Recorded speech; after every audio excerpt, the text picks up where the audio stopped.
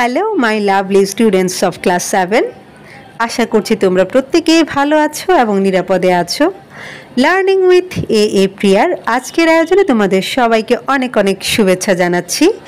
আমরা আজকে আলোচনা করছি তোমাদের ইউনিট 7-এর লেসন 2 থেকে, এবং আমাদের পেজ নাম্বার হচ্ছে 76।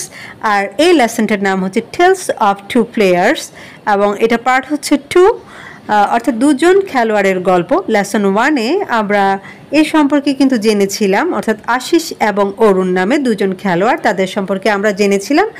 আজকের লেসনে এদের সম্পর্কে আরও বেশি জানবো। তো লেসন 1 যারা কমপ্লিট করনি তারা চাইলে আমার প্লেলিস্টে গিয়ে তোমাদের যাবতীয় টাস্ক কমপ্লিট করে আসতে পারো। তো আজকের ভিডিওতে আমরা শুরুতেই বেশ কিছু শব্দার্থ দেখতে পাচ্ছি। প্রথমটা হচ্ছে প্র্যাকটিস। প্র্যাকটিস মানে হচ্ছে অনুশীলন করা। তারপর হচ্ছে ওয়েট লিফটার। ওয়েট মানে হচ্ছে ভার, আর লিফটার মানে হচ্ছে যে তোলে বা উত্তোলনকারী। সো ওয়েট লিফটার মানে হচ্ছে ভার উত্তোলনকারী। তারপর রয়েছে অপরচুনিটি। অপরচুনিটি মানে হচ্ছে সুযোগ সুবিধা। আর সর্বশেষ রয়েছে স্কুল কম্পাউন্ড। কম্পাউন্ড মানে হচ্ছে আঙিনা, উঠোন, বা আমরা এখানে মাঠ বলতে পারি, অর্থাৎ স্কুলের আঙিনা বা স্কুলের মাঠ সহজে বলা যেতে পারে। এখন আমি পার্ট এ থেকে আলোচনা শুরু করছি, এবং পার্ট এতে বলছে read the text below allowed. Allowed মানে হচ্ছে উচ্চস্বরে, বিলো মানে হচ্ছে নিচে, অর্থাৎ নিচের যে টেক্সটটা রয়েছে এই টেক্সটটা তোমরা একটু জোরে জোরে পড়বে। তো চলো আমরা আমাদের পড়াটা শুরু করি। বলছে Ashis and Arun are two players, অর্থাৎ আশিস এবং অরুণ হচ্ছে দুজন খেলোয়াড়। I have known them for a long time. Long time মানে হচ্ছে অনেক দিন ধরে, অর্থাৎ আমি তাদেরকে অনেক দিন ধরে চিনি। They are both very close to my family. এখানে ক্লোজ মানে বন্ধ করা হবে না, ক্লোজ মানে হবে এখানে ঘনিষ্ঠ, অর্থাৎ তারা আমার পরিবারের সাথে খুব ঘনিষ্ঠ, অর্থাৎ পরিবারের সাথে তাদের খুব ভালো একটা রিলেশন আছে, এরকম বোঝাচ্ছে। Ashis is from a village, অর্থাৎ আশিস একটা গ্রাম থেকে এসেছে। Arun lives in a small town, Arun একটা ছোট্ট শহরে বাস করে। Ashis plays football, Ashis football খেলে। হি ডাজন্ট প্লে টেনিস, সে হচ্ছে টেনিস খেলে না। তো এটা খুবই স্বাভাবিক ব্যাপার, যারা হচ্ছে গ্রামে থাকে তারা হয়তো বা টেনিসটা একটু কমই খেলে, বা সে ধরনের সুবিধাও আসলে একটু কম থাকে। এরপর বলছে অরুণ প্র্যাকটিসেস ক্রিকেট, অরুণ হচ্ছে ক্রিকেট চর্চা করে বা অনুশীলন করে। বাট মানে কিন্তু he loves athletics as well. As well মানে হচ্ছে ও, আর অ্যাথলেটিক্স মানে হচ্ছে ব্যায়াম সংক্রান্ত যেসব কাজ রয়েছে সেগুলা। তার মানে হচ্ছে সে ক্রিকেট অনুশীলন করে সেটা ঠিক আছে, কিন্তু সে ব্যায়াম সংক্রান্ত কাজগুলোও ভালোবাসে। Arun goes to a local school, local মানে হচ্ছে স্থানীয়, অর্থাৎ অরুণ স্থানীয় একটি স্কুলে যায়। He has opportunities to practise in his school compound, অর্থাৎ স্কুলের আঙ্গিনায় বা স্কুল মাঠে তার অনুশীলন করার সুযোগ রয়েছে, এই সুযোগ সুবিধাটুকু তার রয়েছে। Arun practises in his club field, আর অরুণ কী করে, তার ক্লাবের যে মাঠ, সেই মাঠে অনুশীলন করে বা চর্চা করে। আশিস হ্যাজ ওয়ান ব্রাদার, আশিসের একটা ভাই আছে বা এক ভাই আছে। হিজ নেম ইজ আবির, তার নাম হচ্ছে আবির। হি ইজ আ ওয়েট লিফটার, সে হচ্ছে একজন ভার উত্তোলনকারী। অরুণ হ্যাজ নো ব্রাদার, অরুণের কোনো ভাই নেই। হি হ্যাজ আ সিস্টার, তার একটা বোন আছে। হার নেম ইজ অপলা, তার নাম হচ্ছে অপলা। She doesn't like cricket, say cricket পছন্দ করে না। শি ইজ আ সুইমার, সে হচ্ছে একজন সাঁতারু, অর্থাৎ যে হচ্ছে সাঁতার খেলায় অংশগ্রহণ করে। তো এই হচ্ছে আমাদের টেক্সটটা। এই টেক্সটটা আমাদের খুব বুঝে বুঝে পড়তে হবে, কারণ এখান থেকে আমাদেরকে পরবর্তী টাস্কগুলো কমপ্লিট করতে হবে।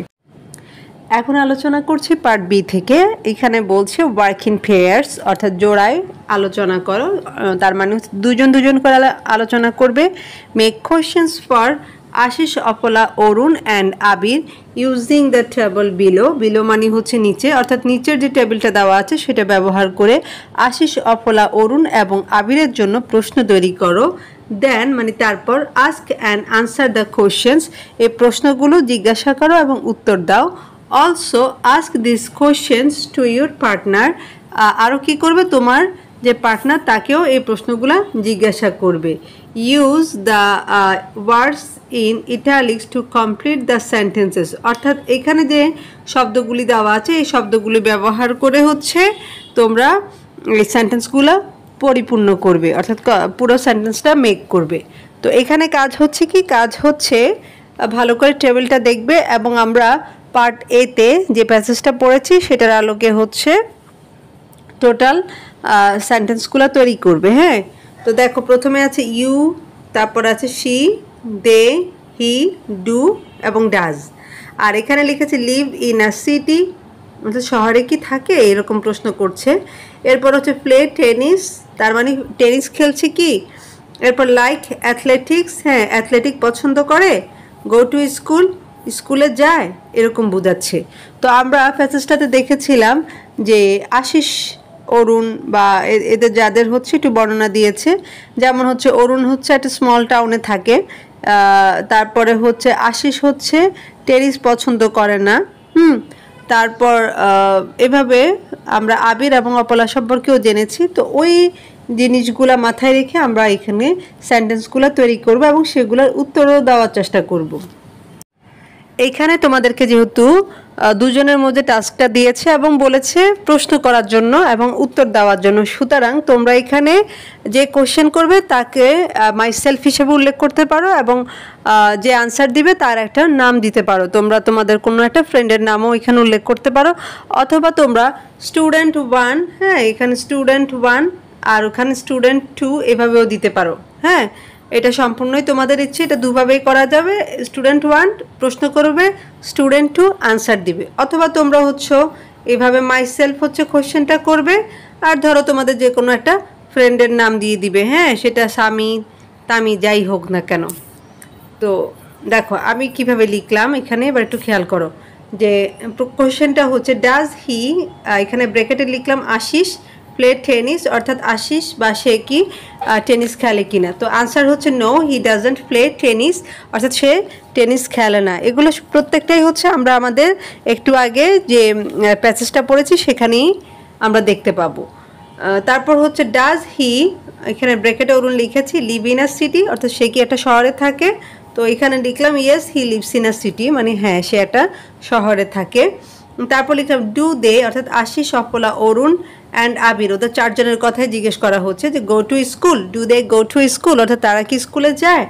ইয়েস দে গো, হ্যাঁ তারা যায়। আর একদম সর্বশেষ যে কোশ্চেন সেটা হচ্ছে ডাজ হি, অর্থাৎ আবিরের কথা এখানে জিজ্ঞেস করা হচ্ছে লাইক অ্যাথলেটিক্স, সে কি অ্যাথলেটিক্স পছন্দ করে।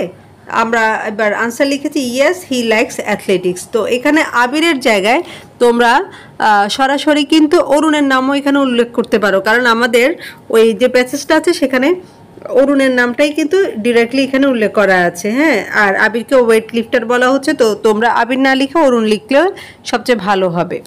তো এইভাবে করে তোমরা পার্ট বিটা কমপ্লিট করবে।